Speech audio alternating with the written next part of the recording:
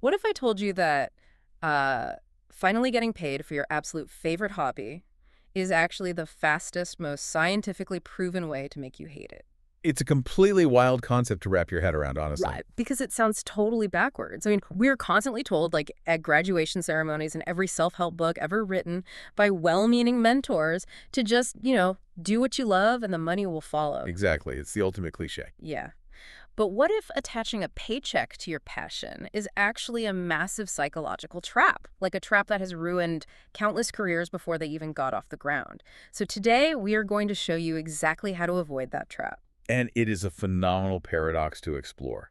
We are so conditioned to view that cliche, doing what you love, with a kind of intense skepticism, mainly because it usually ignores the immediate realities of, well, survival, rent, bills. Well, But the trap you mentioned is very real, and it's deeply rooted in how our brains actually process motivation. right. And for you listening, if you're anything like me, you probably roll your eyes when you hear just do what you love. Oh, absolutely. Because it usually sounds like toxic positivity. It sounds like fairy tale advice for people who already have trust funds and don't have to worry about buying groceries. It feels like a bumper sticker, not a strategy. Yeah, luxury most people can't afford. Exactly. But today we are going on a deep dive to completely dismantle that skepticism. We've got an incredible collection of Japanese career strategy texts in front of us today.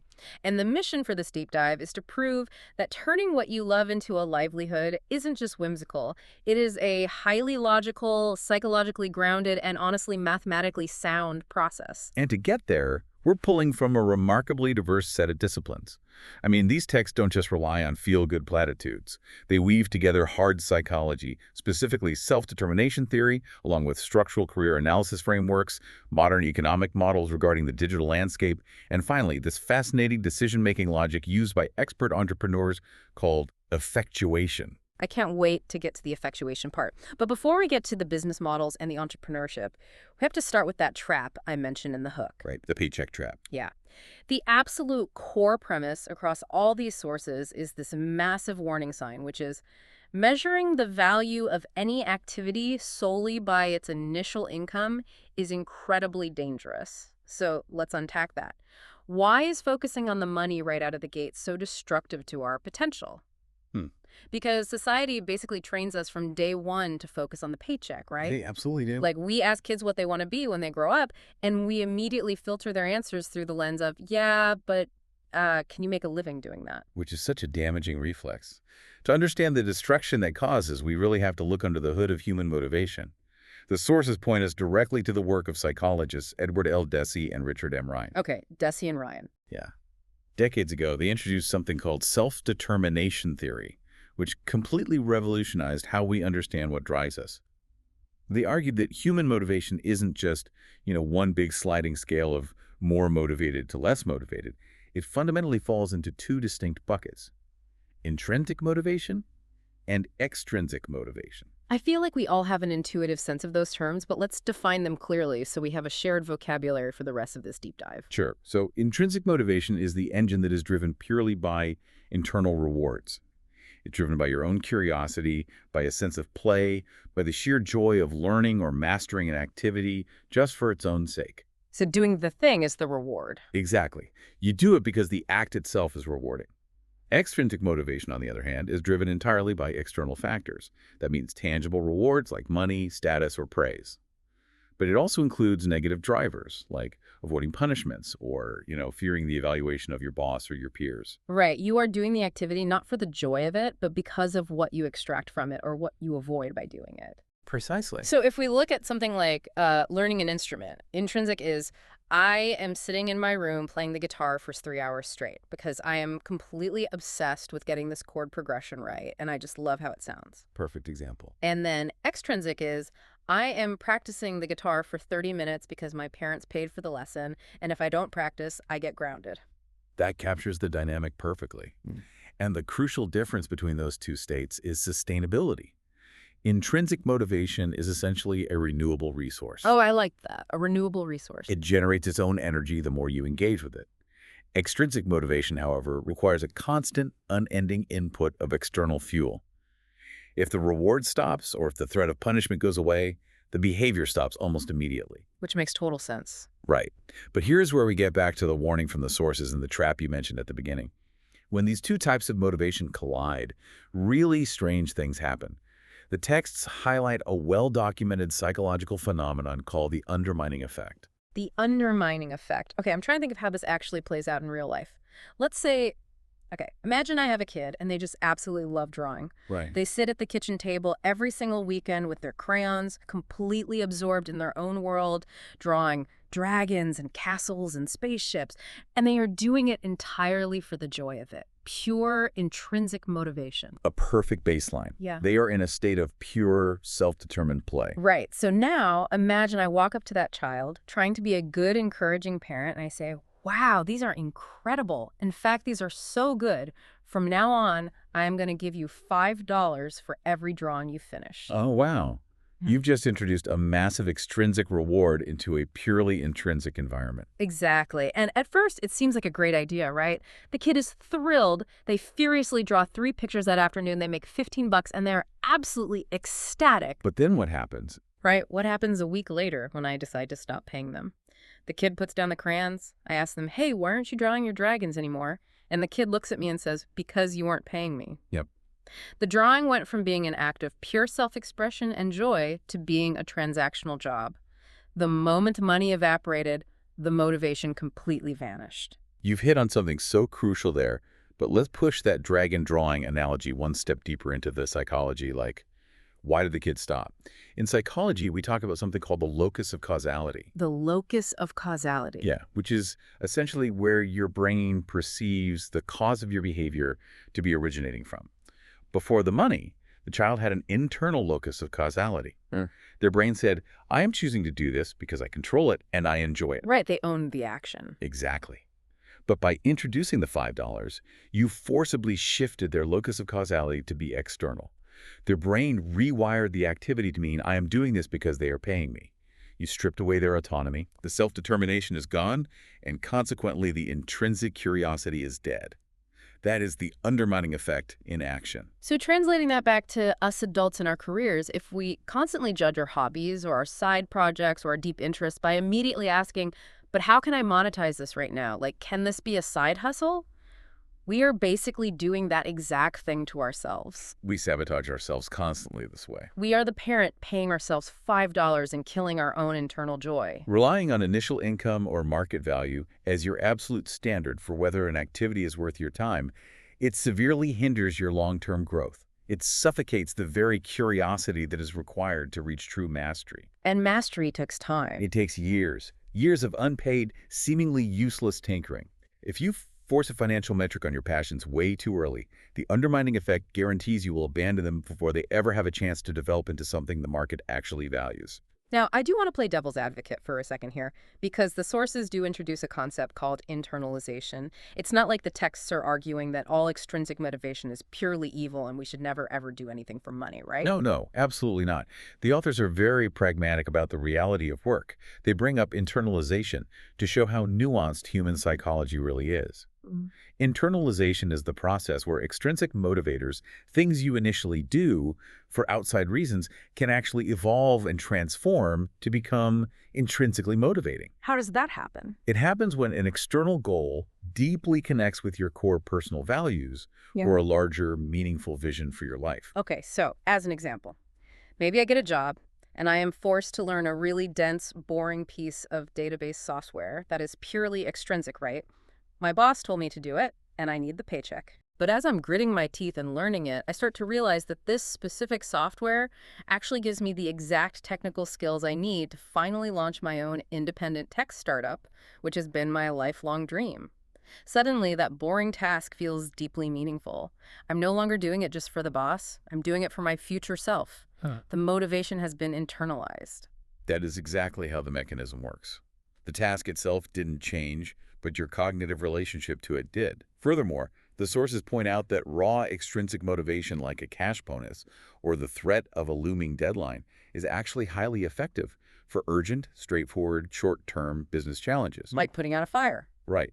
If there's a massive crisis or a very specific sales quota to hit by Friday, external pressure works wonders. But those are sprints. A career is a marathon. And for a marathon, extrinsic fuel burns out way too fast. You need the sustainable intrinsic engine. And what's fascinating is that the marathon itself is changing fundamentally. The texts provide this macroeconomic context that explains why relying on extrinsic, rigid career paths is more dangerous today than it was, say, 30 years ago. They talk about the failure of something called the career anchor theory. Ah, yes. The career anchor theory was essentially the gold standard for career planning in the late 20th century. The idea was logical for its time. You spend your early 20s figuring out your core values and skills, your anchor, and then you map out a 10 or 20-year fixed career plan. You pick a corporate ladder and you just steadily climb it rung by rung for decades. Exactly. But the texts argue this is failing spectacularly right now. Why is that? Because trying to climb a fixed ladder doesn't work if the ladder is strapped to a ship in the middle of a hurricane. Oh, that's a great visual. Look at the unprecedented, rapid technological shifts we are navigating right now. Big data, cloud infrastructure, and obviously the massive explosion of generative AI. Entire industries and job categories are being transformed or erased basically overnight. Add to that the unforeseen social and global changes, pandemics, shifting geopolitical economies, extreme climate events. It's just chaos. It is. Yeah. A rigid 10-year plan in a world this volatile isn't a helpful roadmap anymore. It's a straitjacket. It blinds you to the reality of the changing terrain. Okay, so if the traditional 10-year plan is basically obsolete, what replaces it? Like, how are we supposed to navigate? This brings us to the profound conclusion of this first section. In an unpredictable world, any fixed, extrinsically motivated plan is brittle. It will shatter when the market shifts. But intrinsic curiosity, that pure internal drive to learn and explore, free from the immediate demand for external rewards, is actually the most robust, flexible survival tool a human being can possess. Because it adapts. Exactly. If you are deeply driven by curiosity, you naturally adapt. When a new technology like AI drops, a curious person plays with it, learns it, and pivots organically. A rigidly planned person fears it, tries to fight it, and gets left behind. Okay, I am completely tracking with you. Curiosity and passion are essential survival tools, not just weekend luxuries. But this is exactly where a lot of people, myself included, hit a massive wall. The how do I pay rent wall. Yes. You are telling me curiosity is essential for survival. But how does just liking something turn into an actual career? Let's say I really deeply love watching movies. I love cinema. I could watch movies for 10 hours a day. Okay. But my landlord does not care about my intrinsic motivation. No one is paying me to sit on my couch and watch movies, so how on earth is that a survival tool? That is the exact friction point the sources anticipate. Yeah. And their answer is a total paradigm shift. They argue that you and most of society are looking at your passions using the completely wrong grammar. The wrong grammar. You mean like literally nouns and verbs? Quite literally. This is the danger of defining what you love as a noun. You just said, I like movies. Movies is a noun. The texts explain that when you define your passion by a noun, whether it's movies, soccer, fashion, or video games, you instantly give yourself massive tunnel vision. Because I'm only looking at one specific output. Exactly. You are confining your entire identity to a very narrow, highly competitive set of job titles. If your passion is movies, you subconsciously believe you have to be a Hollywood director, an actor, or a high-profile film critic. And if you don't achieve those incredibly rare jobs, you feel like a failure, and you assume your passion is useless. So by using a noun, I have basically trapped myself in a box. I'm looking at the end product, not the process. You're looking at the surface? The sources argue that we need a completely different framework to understand what we are actually good at. We need to redefine the word talent. Okay, how so? Society usually defines talent as a specific technical skill, like being good at coding in Python or being a really fast typist. But these texts define talent much more profoundly. They define it as deeply rooted, repeated patterns of thought, emotion, and behavior. Repeated patterns of thought, emotion, and behavior. That is a completely different way to look at it. It's not about what you do, it's about how your brain naturally operates across different situations. Precisely. And to uncover those repeated patterns, you have to run your passions through a process the sources call element reduction. Element reduction. You have to take your noun-based passion, put it under a microscope, and break it down into the individual verbs that make up the activity. You have to find the specific actions that actually trigger your intrinsic joy. Let's do a concrete example of this element reduction, because I think this is a massive light bulb moment. Let's take something very modern that a lot of young people aspire to. YouTube video production. Millions of kids today will say, my passion is YouTube. Right. And YouTube is a noun. It is way too broad to be actionable. If you want to find the raw talent hidden in there, you have to break down the entire production process into the verbs that make it happen. So if we look at a YouTube creator, what are the actual verbs they are executing day to day? Well, it starts with script writing, I guess. So the verbs there are structuring plots, researching obscure facts, and writing comedic timing. Good. Keep going. Then there's the actual filming process. So setting up lighting grids, framing the visual shots, and projecting energy while speaking to a camera lens. Right. Then you have editing. That involves cutting the raw footage, adding visual effects, adjusting the audio levels, and optimizing the tempo so people don't get bored. And finally, there's the back-end management, analyzing viewer retention data, reading the metrics, and A/B testing thumbnails. That is an excellent breakdown. Now, consider two different people who both claim their passion is YouTube, but because of their unique psychologies, their underlying verbs are entirely different. Okay, so person A and person B. Exactly. Person A might absolutely love the meticulous, solitary process of sitting in a dark room, adjusting the tempo in the editing bay, and analyzing the data to see exactly where viewers dropped off. But person B might despise the editing process, finding it incredibly tedious, but they completely come alive when they are framing a beautiful shot and speaking dynamically into the lens. Oh, I see where this is going. If the YouTube platform completely crashes and goes offline forever tomorrow, person A hasn't lost their talent. Their talent was never the noun, YouTube. No, it wasn't. Their repeated pattern of behavior was optimizing audio-visual pacing and analyzing behavioral data. Those specific verbs can transfer instantly to marketing, software user experience design, or 100 other industries. You've got it. The verbs are portable. The sources give a fantastic example of this concept from the sports world, actually. They detail the story of a professional soccer player who is really struggling. They love the noun soccer, but they are failing miserably in their current position on the field. They're about to get cut from the team. Then the coach decides to change their position, say, moving them from a forward to a defensive midfielder, and suddenly the player blossoms. They become a star. So what happened there? It's not like they suddenly learned a new sport overnight. No, the sport remained exactly the same. What happened was their environment finally aligned with their true verbs. Their underlying talent was never the abstract concept of soccer. When you element reduce their play, you find their true talent. Their repeated pattern of thought was analyzing complex spatial situations and executing optimal choices in high-pressure phases of play. Wow. In their old position as a forward, which requires verbs like aggressive sprinting and unpredictable striking, they were miserable. But in the new position, their spatial analysis verbs were exactly what the environment demanded. That is such a liberating way to look at our lives. It's like finding your own operating system. And to help us actually apply this, the texts bring in a structural framework by a strategist named Tsuyoshi Morioka, right? He basically takes all these thousands of possible verbs and categorizes them so we can understand ourselves better. Yes.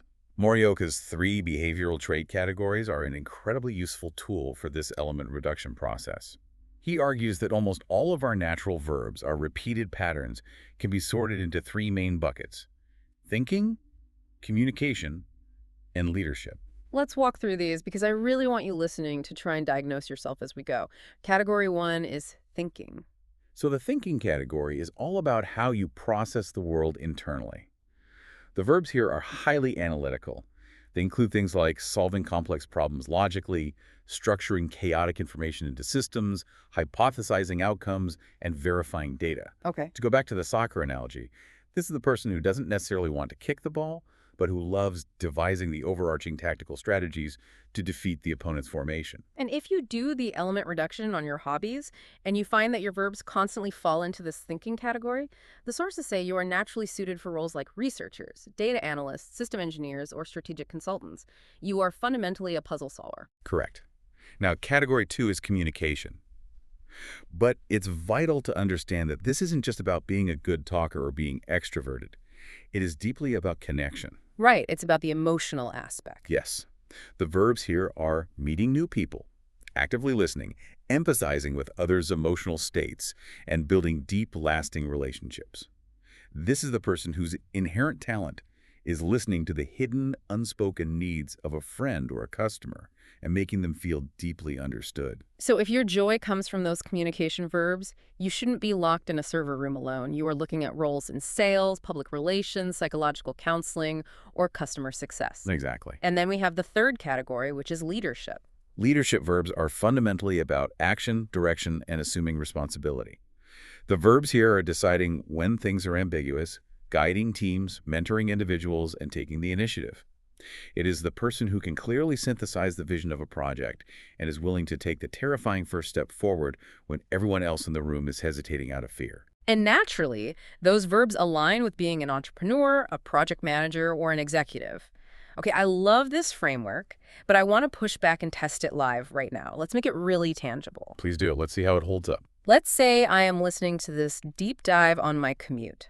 And I'm thinking, okay, my absolute favorite hobby, my truest passion in the world is baking cakes.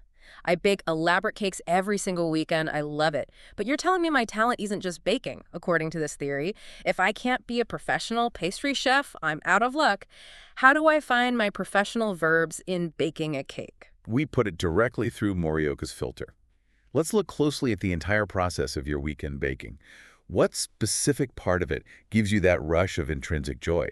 Let's say you love the exact science of it. You love the fact that if you measure the flour down to the precise gram, if you monitor the ambient humidity, and if you adjust the oven temperature to the exact degree, you get a perfectly predictable, beautiful chemical reaction. Okay, if I'm honest with myself, and that is the part I love, then my verb isn't making dessert. My verb is precise measuring, monitoring variables, and executing controlled chemical reactions. And where does that fall? That falls squarely under the thinking category. That means I might actually be an incredible data analyst or a process engineer or a quality control manager in a tech firm, even though my resume only says I've ever baked cakes. I love the precision. Exactly. You've found the raw gem. Now, let's flip it entirely. What if the science part actually bores you?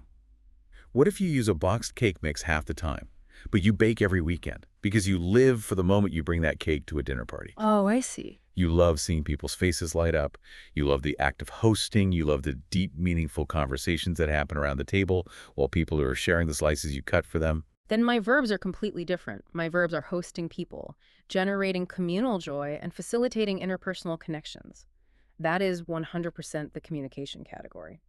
My talent is relationship building and empathy. I could be absolutely amazing in public relations or community management or human resources, all based on how I uniquely approach my weekend hobby. That is the profound magic of the noun-to-verb shift.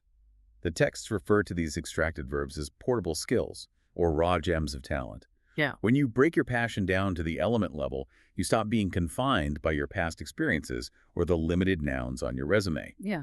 You can apply your unique value, your specific verbs, to entirely unexperienced industries. You realize you have been practicing highly valuable corporate skills for free for years just by doing your hobbies. Exactly. Okay, this is a massive unlock for how we view ourselves. We've taken our passions, we've broken them down from limiting nouns into portable verbs, and we've found our raw gems of talent. We know what kind of actions actually energize us. But here is the next major hurdle. There's always a hurdle. Right now, in this scenario, I am just doing my verbs in my kitchen or in my bedroom. I am highly motivated, I've avoided the undermining effect, but I am doing it totally alone. How does this personal internal satisfaction translate into something society actually cares about? How do I cross the bridge from I am having fun to I am providing value? That leap from self-satisfaction to social value is one of the hardest transitions to make, and it is the entire focus of the third section of our sources.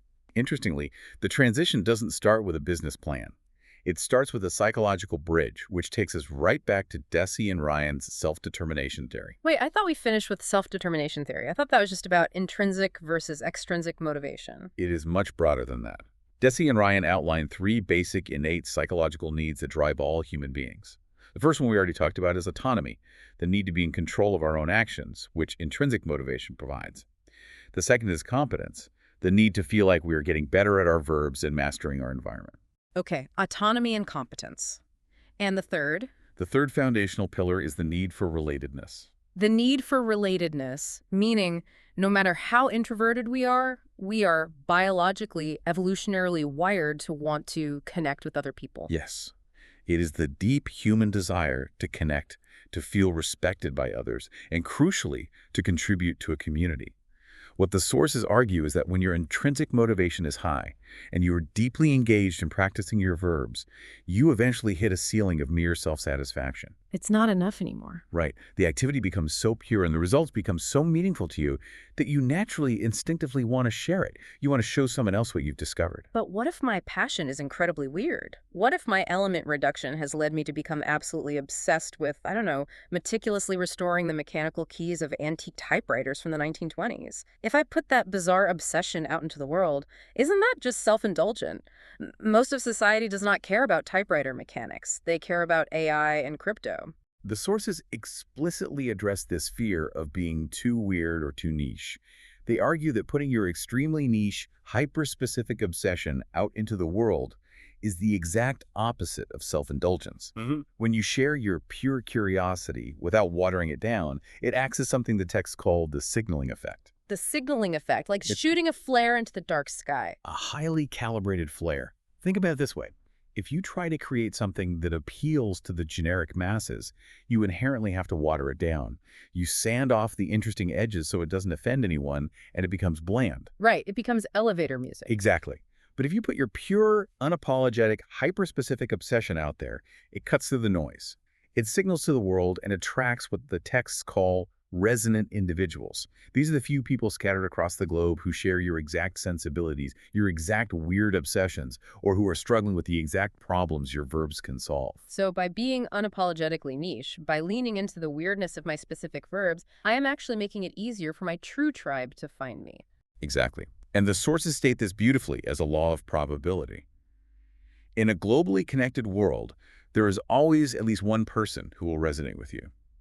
And the moment you find that person, a profound psychological shift happens. Your motivation moves from subjective self-satisfaction, just having fun in your kitchen, to a burning desire for other contribution. Wow. You start wanting to provide real, tangible value to that person who saw you and resonated with you. And this transition, moving from a personal obsession to actively contributing to others, leads us directly into the massive framework that dominates this section of the text, the modern four-quadrant Ikigai model. Right. Ikigai is a profound and ancient Japanese concept, roughly translating to a reason for being or the reason you wake up in the morning. The modern interpretation, which has been heavily adapted by Western purpose-driven business models, visualizes Ikigai as a Venn diagram intersecting four distinct quadrants. Okay, instead of me just reading a list, let's build this model together. So based on what we've talked about, if we're building the ultimate career sweet spot, what are the four things that need to overlap? The four quadrants represent the four fundamental questions of a sustainable life's work. First, there is what you deeply love doing. Second, there is what you are exceptionally good at. Third, there's what the world actually needs. And fourth, there is what you can be paid for. Love, good at, world needs, paid for. Yes. The Holy Grail, the state of true Ikigai, is found dead center where all four of those circles overlap. Okay, that sounds like a beautiful utopian ideal. But honestly, it also sounds like a paralyzing math equation. How on earth are you supposed to find one magical activity that simultaneously satisfies all four of those conditions on day one? You can't. And that is the crucial insight from the sources. This is where almost everyone gets the Ikigai model completely wrong. The order in which you build these four quadrants matters immensely. It is not a puzzle you solve all at once. So there is a right way and a wrong way to build this. Let's contrast them. What does the wrong way look like? The wrong way is what the texts call the extrinsic or reverse calculated approach. This is standard traditional business school advice. It says, start with the outside world. Start with quadrant 3 and 4. Look at what the world needs and what you can be paid for. Right. Find a gap in the market. Exactly. You scan the market, you find a profitable gap or a high-paying trend, and you decide, I will build a business there. Then you reverse calculate what product you need to make, you force yourself to get good at making it, and you cross your fingers hoping that someday you will learn to love it. That sounds absolutely exhausting. And based on everything we learned in Section 1, starting with what you can be paid for is a purely extrinsic motivator. It immediately triggers the undermining effect. You are killing your internal drive before you even write your first line of code or bake your first cake. Exactly. If you start at the monetization step, you are running on artificial fuel. When the market dips or the work gets brutally hard, and it always does, you will burn out and quit because you have no intrinsic engine keeping you warm. Therefore, the texts argue forcefully for the alternative, the intrinsic or emergent approach. And what does that look like? This means you must build your Ikigai engine in a very strict 5-step sequence, starting entirely from the inside and working your way out. Okay, let's walk through this 5-step sequence. Uh-huh. If we are starting from the inside and we know we have to ignore the market to avoid the undermining effect, I assume step 1 has to be entirely internal, just figuring out what makes you tick. That is step 1. They call it love or values. Your only job here is to identify your pure, unadulterated curiosity. And the strict rule is you must ignore money entirely. Ignore it completely. Completely. Do not ask if it's a viable business. Do not ask if people will like it. Just ask what you naturally gravitate toward when you have free time. This secures and maximizes your intrinsic motivation. Okay, so step 1 is I admit I love baking or I love restoring typewriters. What is step 2? Step 2 is good at or talent. This is where we apply the element reduction we just learned. You take the noun you love in step 1 and you break it down to find your verbs. What are your repeated patterns? When you combine your intrinsic love with your natural verbs, you forge true passion. But passion alone isn't enough to actually help anyone, right? Like I can be passionately terrible at something. So step 3 has to be about getting better. Precisely. Step 3 is strength or investment. This is the grind. This step requires pouring time, energy, and sometimes financial resources into refining those verbs. You have to take that raw gem of talent and polish it through repetition and study until it becomes a deliverable strength, something that can actually solve a complex problem or create high-level joy for someone else. Okay, so now I have a polished strength. I am a master of precise chemical pastry reactions. Now do I try to sell it? Not yet. Step 4 is world needs or demand. This is where you activate the signaling effect. You have this refined strength, and now you output it into the world. But critically, you do not put a price tag on it yet. Oh, interesting. So it's free. Yes, you write a deep dive blog, you share your process on social media platforms, you host free community dialogues. You do this to observe. You watch the reactions of the resonant people who find you, and you listen to their feedback to figure out how your strength is actually needed by them. You let the demand emerge organically from their actual pain points. So I'm letting the audience tell me what they need rather than me guessing what they will buy. And that brings us to the final step. Step 5 is paid for or monetization. Only now, at the very end of the process, after you have confirmed that your intrinsic verbs solve a real problem for a resonant audience, do you package that value into a product. Only now do you sit down and think about business models, profit margins, and pricing structures. This order is so liberating. Think about how much pressure this takes off the listener. We are constantly told by hustle culture that we need a bulletproof business plan and a monetization strategy before we start any project. But according to this psychological model, starting with the business plan at step 5 is actually the wrong way to build a sustainable life. It's backwards. It is doomed to fail because it lacks the internal fuel to survive the hard times. It is a radical, almost subversive shift in how to think about work. You start with endless internal energy, your own weird curiosity, and you trust the process. You let the business model emerge organically from authentic interactions with your resonant audience. You are building a skyscraper, but you are building it on a foundation of intrinsic drive that simply cannot be depleted by market fluctuations. Okay, I love the theory. The 5-step Ikigai engine makes total psychological sense to me, but I have a very pragmatic rubber meets the road question here. Let's say I follow the steps perfectly. I put my hyper-specific passion for 1920s typewriter mechanics out into the world. The signaling effect works beautifully, and I find a small handful of resonant people who think I am a genius. Excellent. The system is working exactly as designed. But surely a small handful of people aren't enough to make an actual living. If I look around at anyone who is successful on the internet, they have millions of followers, millions of views on their videos, millions of streams on their songs. My landlord doesn't accept resonance for rent. Don't I need a massive viral audience to actually sustain this Ikigai engine financially? That assumption is the great illusion of the modern internet. And dismantling that illusion leads us directly into section 4 of our sources, the math of passion and the reality of the fan economy. The short, definitive answer to your question is, absolutely not. You do not need millions. You're going to have to prove that to me. Because the basic math in my head says a small audience equals no money, and a massive audience equals a livelihood. The math in your head isn't wrong, it's just outdated. It is based entirely on the old mass media model, which is fundamentally reliant on advertising revenue. If your goal is to make a living strictly from YouTube AdSense clicks or generic affiliate links, then yes, you desperately need millions of eyeballs because each eyeball is only worth fractions of a penny. Right. Volume is everything. But digital technology has birthed what we call the creator economy or the passion economy, which operates on an entirely different mathematical foundation. How does the creator economy change the math so drastically? It removes the gatekeepers and the middlemen. In the past, if you wrote a book, the publishing house took 85% of the money. If you made music, the record label took almost everything. The distribution platform took a massive cut. But today, digital tools, newsletters, direct payment gateways, community platforms, they allow you to maintain a direct, unmediated financial relationship with your audience. You keep the vast majority of the profit. And when you keep the profit, the sheer number of people you need to survive drops exponentially. Exactly. The sources highlight two famous economic models to illustrate this radical shift in math. Okay, let's look at the first model. The texts reference a classic foundational essay from 2008 by a tech thinker named Kevin Kelly called 1,000 True Fans. Right. Over 15 years ago, Kevin Kelly proposed a very simple, elegant equation for a creator to make a sustainable, middle-class living.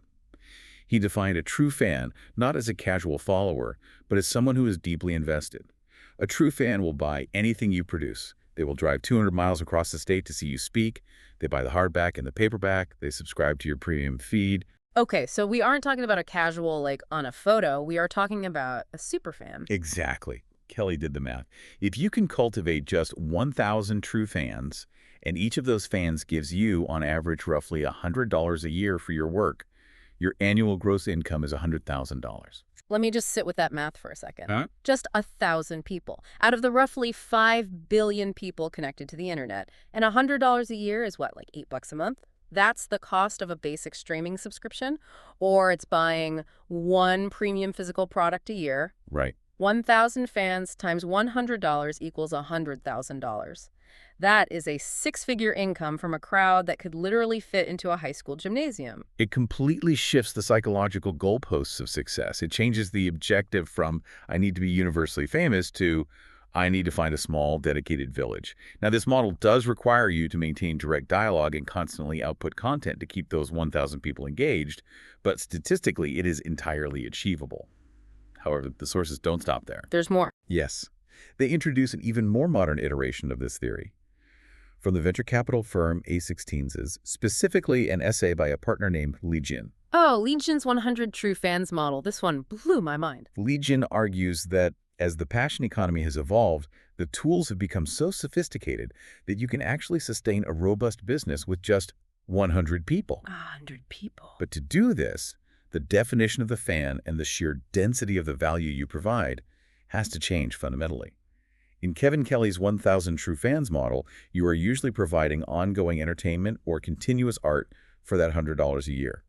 In Li Jin's 100 True Fans model, you are providing high-density value, exclusive premium experiences, deep community access, or direct, tangible, life-changing results. I want to make this really tangible for the listener. Let's go back to my baking example. If my verbs were precise measuring and executing chemical reactions, how does that translate to a 100 True Fans model?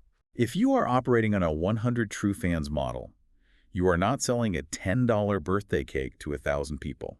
You are taking your profound mastery of the chemistry of pastry, and you are creating an exclusive, highly specialized, cohort-based masterclass for aspiring professional chefs. Oh, I'm teaching the experts. Right. You are offering one-on-one coaching, detailed recipe teardowns, and access to a private community of elite bakers. Because you are offering transformative career value to those specific individuals, you aren't charging them $100 a year. You are charging them $1,000 a year. And let's run the math on that. 100 hyper-enthusiastic, deeply invested fans paying $1,000 a year for access to my unique verbs. That is still $100,000. The math is undeniable. Think about how intimate and achievable 100 people is. You probably know 100 people personally. You just have to find 100 people on the entire planet who desperately need the unique verbs you have spent years refining. This totally changes how I view the internet. It should. The key takeaway from the sources is that you do not need mass media dependency, and you certainly do not need viral fame. In fact, the texts argue that chasing viral fame is actively detrimental to building an ikigai-based life. wait, why would it be detrimental? Wouldn't having a million followers on a social media platform just mathematically mean I have a better chance of finding my 100 true fans hidden among them? It seems logical that it ignores the psychological cost of acquiring those millions of followers. The texts call this the dilution of value. The algorithm demands broad appeal. If you are trying to appeal to millions of random people to get ad revenue or go viral, you inevitably have to water down your content. You have to make it for everybody. Exactly. You have to make it generic, easily digestible, and uncontroversial. You have to appeal to the lowest common denominator. You stop being the weird, hyper-specific 1920s antique typewriter expert, and you start making generic 5-second top 10 office supplies videos because that's what trends. And the moment I do that, the original resonant people, my actual true fans who love the deep mechanics, they realize I've sold out. They get bored and they leave. I traded deep resonance for shallow attention. Precisely. Relying on direct fan support allows you to maintain the absolute purity of your curiosity. You do not have to compromise your verbs for the algorithm. You keep diving deeper into the hyper-specific things you love, which naturally produces higher quality, more unique work, which delights your small group of true fans even more, which makes them willing to support you further. It is a closed, beautifully self-sustaining positive feedback loop. It really is the ultimate pragmatic alignment of doing what you love and the money following. The math absolutely checks out. Okay, let's take a breath and survey the landscape of what we've built so far. We started by tackling the psychology of motivation. We know we need that intrinsic, internal drive to survive the marathon. We've done the element reduction and found our verbs, so we aren't trapped by fragile nouns. We built the Ikigai engine carefully from the inside out. And we know the math of the creator economy means we don't need to be famous, we just need to be deeply resonant to a small group. A very solid foundation. It sounds like a perfect, bulletproof blueprint. But, well, the real world is messy. It is chaotic. It fundamentally does not care about our blueprints. No, it certainly does not. As the saying goes, the map is not the territory. Right. You can have all this figured out perfectly on paper and then a global pandemic hits. Or your specific industry gets automated by a new AI model overnight. Or you just unexpectedly get laid off on a Tuesday. All the Ikigai in the world doesn't stop external chaos. So how do you actually steer this ship when the ocean around you is constantly churning? This is the perfect pivot to our final major topic, Section 5. Navigating chaos with effectuation. What I love about these sources is that they don't leave us hanging with just a lofty psychological theory. They provide a gritty, behavioral operating system for navigating high-stress uncertainty. An operating system for chaos. I love the sound of that. Where does it start? It starts by grounding us in a concept called planned happenstance theory, introduced by a psychologist named John Krumboltz in 1999. Krumboltz studied successful people and essentially proved that most great careers are not the result of rigid step-by-step planning. They're the result of individuals intentionally turning unexpected, random chance events into massive opportunities. His core thesis is a warning.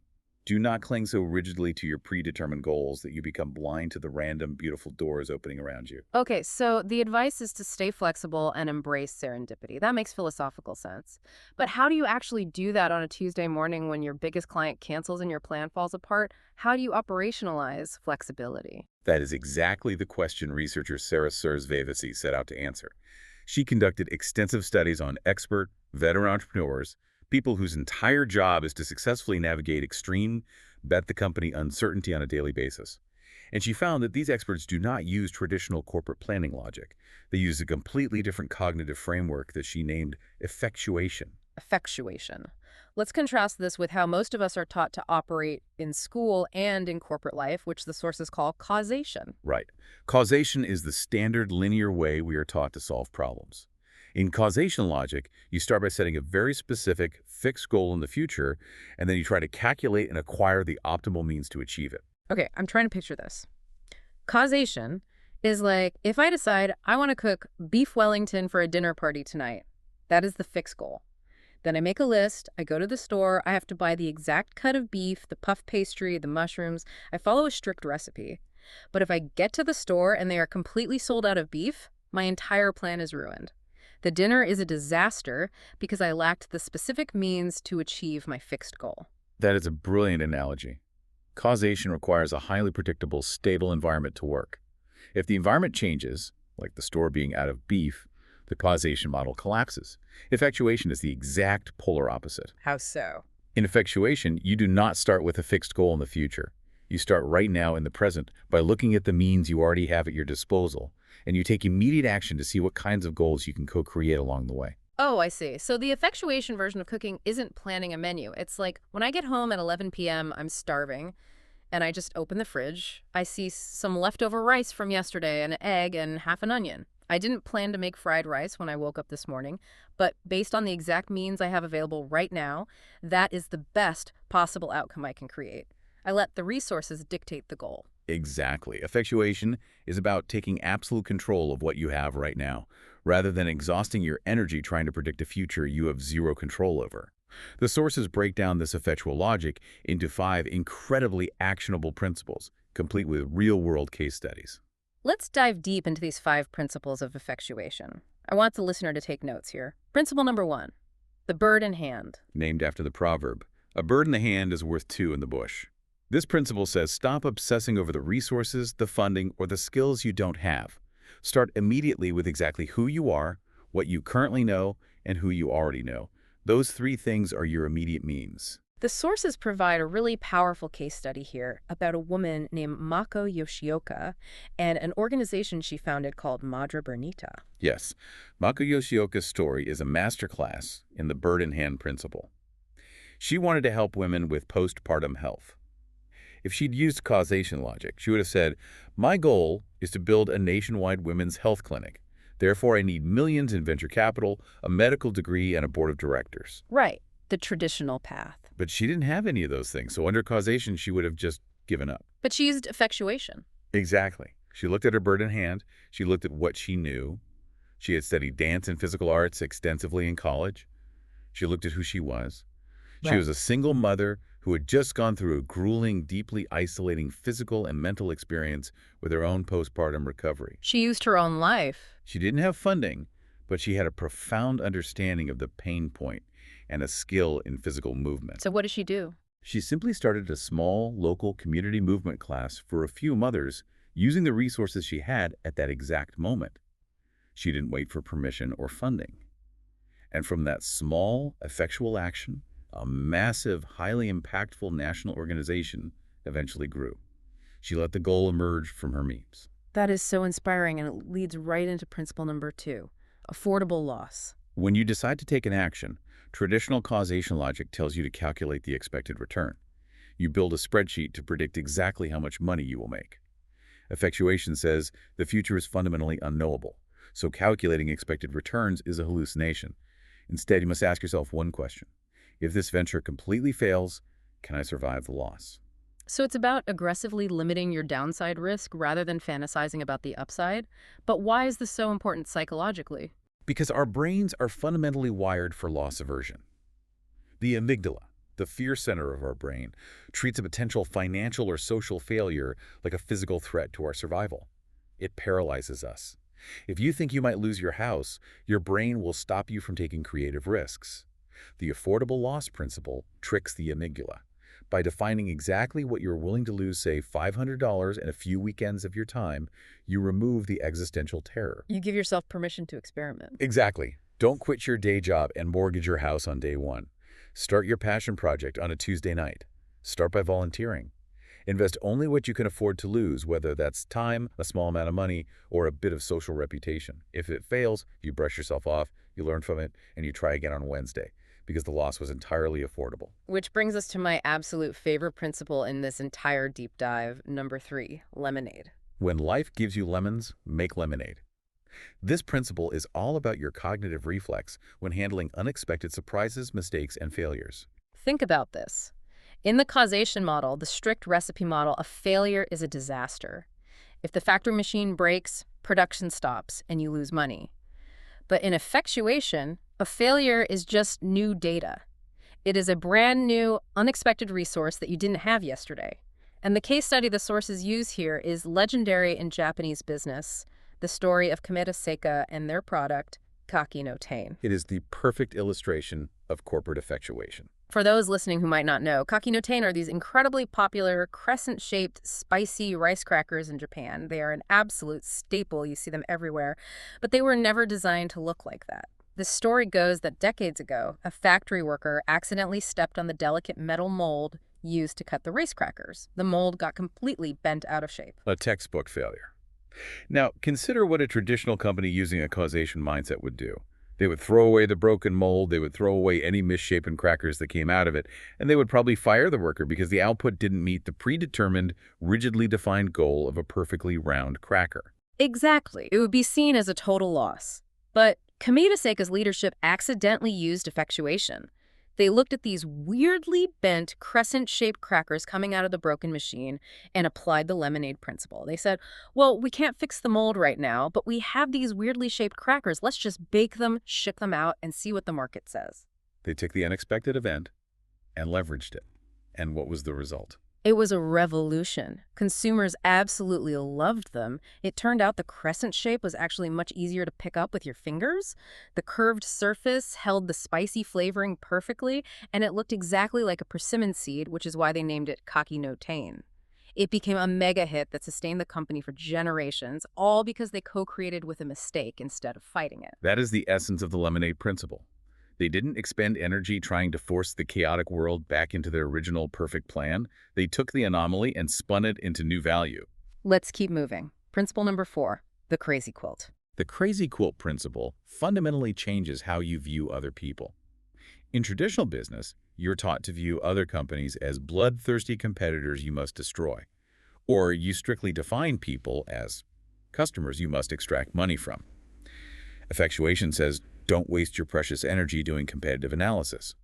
Instead, focus entirely on building a network of partners, stitching together a crazy quilt of relationships with anyone who is willing to commit to your vision and co-create with you.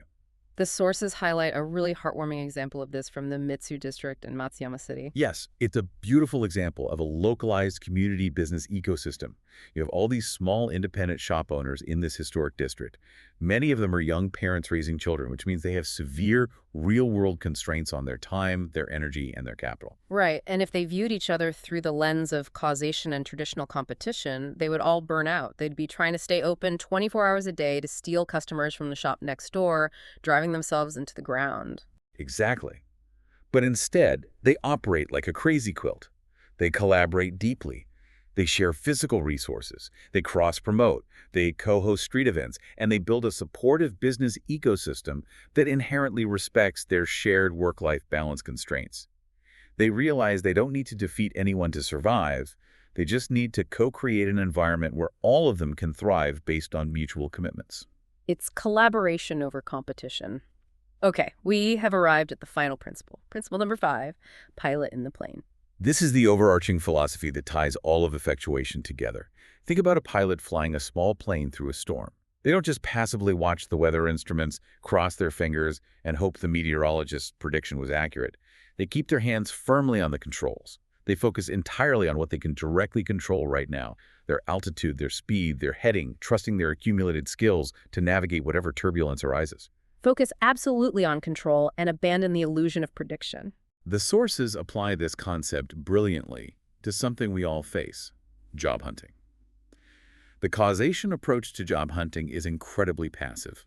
You scroll through online job boards, you wait for an open position that matches your resume to appear, you submit a generic cover letter, and you hope you fit their exact predicted mold. You are a passenger on someone else's plane. And what does the pilot in the plane approach look like? You take the controls.